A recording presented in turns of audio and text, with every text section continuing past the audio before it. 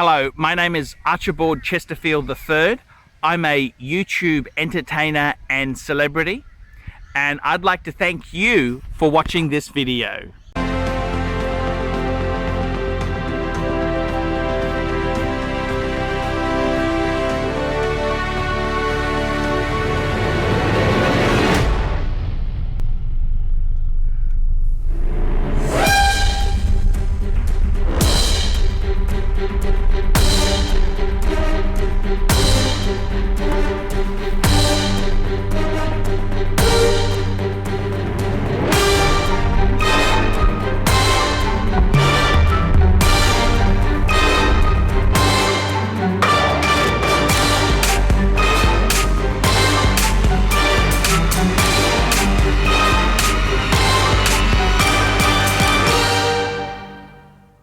Hello, I'm Paul Pluta, and welcome to the Paul Pluta channel. The Paul Pluta channel, fuckers. And today I am doing paid reviews. And I gotta tell you the truth there, fuckers. My God, I've just realized something. Google Ads! My God! I am really fucked. Google Ads has gone through the floor. And I gotta fucking tell you, fuckers, it is terrible. It's very, very bad. So, instead of bitching, I'm getting my paid reviews done now. So here we go. Remember, like, subscribe, tell your fuckhead friends. Look in the description of 10 ways you can help me stay full-time on YouTube. This is from... Who's this from? He doesn't... Is Crow. Hi, fucker. I just sent you another 20 fuckers. Thanks for the call yesterday. I got so fucking pissed off with my Patek Philippe 5196G. I fucking sold it. I fucking hate manual wine. Let me say that again. I fucking hate manual wine. I mean, why would you hate it? My Omega Speedmaster. Fucking shit watch. No display back. Why the fuck do Patek even make it? Why do they cover the movement? Are they ashamed? It's not a real Patek without a display back. Fuck manual wind. I bought that watch for $10,000 cash and sold it to a fucker at the same price just to get it out of my head. I now only have my day date, 1807, Oris Shitter, and my fucking replica Aquanaut, with which I'm going to smash with a hammer anytime soon. I suffered huge buyer's remorse buying that 5196. I'm now looking for a 5107G, a real Patek. Fuck manual wine. Give me your thoughts in a video. Once again, fuck manual wine, and Patek should never make another manual wine again. Fuck manual wine, bye fucker. And I gotta tell you, I'm absolutely shocked. I am really, really shocked. I just find this to be... Look, I think the problem is Crow. I don't have his name. We'll just call him Crow. Crow, it's nothing. Look, I think the problem is you're not embracing it properly. Manual wind is cool. The 5196, that is one of my favorite all-time watches. I mean, in my collection, I got 4 humble watches. I got the Omega Speedmaster Man on the Moon, and I've got my Jaeger-LeCoultre Reverso Grand Date. Both of these fuckers are manual wine. These are manual wine fuckers. And I gotta tell you, yes, I understand where you're coming from. You've got to look at it differently. You know, I think you're taking the wrong approach to this. You're really coming about this the wrong way. You got to look at it and say, you know, manual wind is cool because it's your yin and your yang. You're winding it. You're giving your own body's energy to power the timepiece. The thing I got to tell you this. What do I think of the 5196? And in all honesty, I love the 5196. That is one of my favorite watches. I don't care what you say. I love it. Why do I love it? I love it because the 5196, its classical elegance, it really embodies what a Patek Philippe is. I actually like the movement they use is the 215 movement, which they've used on heaps of their manual wine pieces. That's a great movement. It's a reliable movement. It's really good movement. I have no problem with that movement at all. It's a great movement. The 5196 is a really nice size. It's a big, what is it, 38 sort of size. It's a 38 mil. It's really nice modern proportions. And okay, the things I love about it is that it has the let me show you. I'll pull out my Patek. I got the world time. The 5196 also has the crown. Sorry, it has the lugs, the fixed, the nice, the kind of the integrated lugs like that. Whereas like a model like the 3919 or the 5119, it's sort of got, it's got more delicate lugs. I prefer the lugs on the 5196 and also on my I prefer the lugs on my world time. The other thing I love about the 5196, I got to be honest with you, maybe the crown guards, like I've got the 5110, which is similar to the 5107, which you have praised there. I don't know whether the crown guard protectors are as cool as you think. They kind of give me the shits now, to be completely honest with you. I love the crown on the 5196. It just, when you wind it, it just feels really nice. I love the smooth bezel, something that the world time also has. It's got a smooth bezel like the 5196. Some of the more innate ones have the hobnail bezel, which I think is probably the 90s are over, fuckers. Probably a little bit more casual. I kind of like that in it.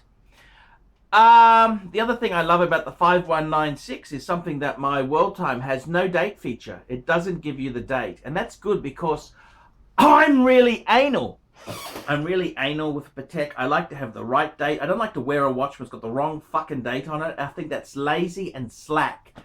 So to me, I really think having the date feature is a negative on some of the high-end watches because otherwise you've got to continually put it on a watch winder or keep it wound, and it's not really good to manually wind an automatic watch. Okay, just remember that it's not a good idea. It puts a lot of pressure on the gears. This is what a good watchmaker has told me.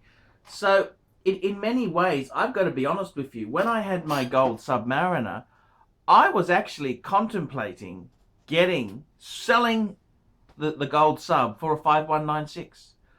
I think it's a beautiful watch. I've got the deployer buckle here, but I really love the Tang buckle. It's just got just a classic charm to it. The 5196, the white gold version, superb, absolutely superb. The platinum version's to die for. The white gold, I love that. I love the look of that watch. So look, I got to be completely honest with you there and say that I think you may have taken it the wrong way. It is an enthusiast watch, but after you've had a Patek, I don't think you kept it long enough. After you've had a Patek for a while, you realize, particularly, I believe you're from the Middle East, it's not an everyday sort of watch. I took it to Singapore. I took my world time to Singapore, and sure enough, you don't want to wear it every day because it's hot and sweaty. You wear it on special occasions. You're going out with a fan, somewhere nice restaurant, you slap on the world time. But you don't just slap it on just for, for anything. So I really do think the manual wind 5196 is the most perfect watch. The next issue you raise is the display back. Why doesn't it have a display back? Yada, yada, yada. Fair enough. I understand what you're saying. But let me say this to you. The whole point of having the gold back is so you can engrave it. You can engrave your initials, a message to a loved one. That's really quite cool. And I mean, you don't need to show off display backs. Yes, my world time has a display back and it's kind of cool, but I'm kind of, after you've owned it for a while, you think, yeah, a gold back can be really cool. So, pieces like the perpetual calendar chronographs, you get an exhibition back, and they come with the extra disc. You can swap backs. So I'm not somebody who thinks you have to have it all on display. You know, it's like a woman who's got a bust line that's out there. Well, you don't always need to see it, do you? I mean, we know, you know, and that's the thing, really. I honestly think the 5196.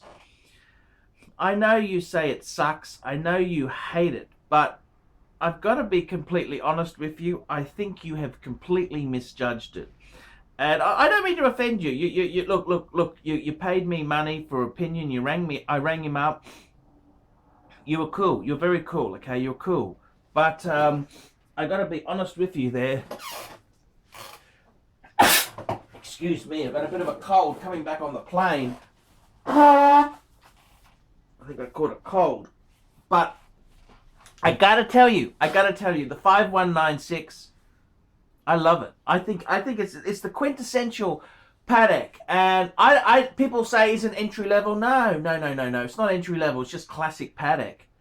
5196 is classic Patek, and I think it's very sad you didn't really the genre. You kind of using it as an everyday watch, which it's not. You got a 1807. That's a Bark date, I think, isn't it? Bark. An Oris shit. See, I think your problem is you need a few steel. You should perhaps go for some steel sports watches. Get yourself a Subby. Get yourself a GMT or an Explorer 2. Get yourself an Omega Speedmaster. Man on the Moon. Get some really good usable watches. The Patek, it's more of an older. You know, somebody who's always wanted one, then they get one when they're later on in life. When they, you know, obviously you get it later on in life because you've paid the kids' bills, you've paid, you know, you don't have this money when you're a youngster. So I kind of think it's very sad you didn't get the right vibes. I'm really sad that you didn't get the vibes there. The 5196, personally, I think is the ultimate watch. I got to tell you, in all honesty, I think it's classic. I think it's gorgeous. Would I prefer? Well, the world time. I mean, it's a lot more money. The world time's hideously. It's double the money. I managed to get my world time at a really keen price. So, you know, it wasn't much more than a 5196, but to say the 5196 is flawed, I'm sorry, I can't do it. I love the 5196. I think is the perfect for Patek. If you're going to have one Patek, I think a 5196 is perfect. And believe you me, I had a 5107 and I had an annual calendar 5035. Having to set the date all the time is a real bitch, and that can cause trouble. You can. That's when things normally break, is when you're trying to set the date and yada yada yada. The rest is history. So, my advice to you, I think you may have missed the mark. I'm sorry to say that. I'm sorry you didn't have a good experience, but in my book, 5196, absolute fantastic watch. Archie Luxury signing out. Fuckers, keep asking for reviews, fuckers. Man cannot live on Google Ads alone, and I need some more paid reviews, fuckers. We specialize here in pre-owned Rolex watches. Rolex watch is a very special timepiece, and we always do the servicing exactly as factory specifications. We buy a pre-owned piece and we put it into brand new condition. We have Rolex certified technicians working on that. We completely disassemble the piece. We adjust and polish and change every single part of the watch. You have to have certified watchmakers that know what they're doing. If you have an expensive car, you're just not going to bring it to any mechanic that doesn't know what they're doing. You spend $5,000, it's like if you put money in the safe deposit box. And 1 or 2 years from now, you will keep having your $5,000. We have to spend a lot of money to get all this equipment together, but makes me feel I'm doing what I'm supposed to do. It's not a question of money, it's my passion. Jewelers on time, simply the best.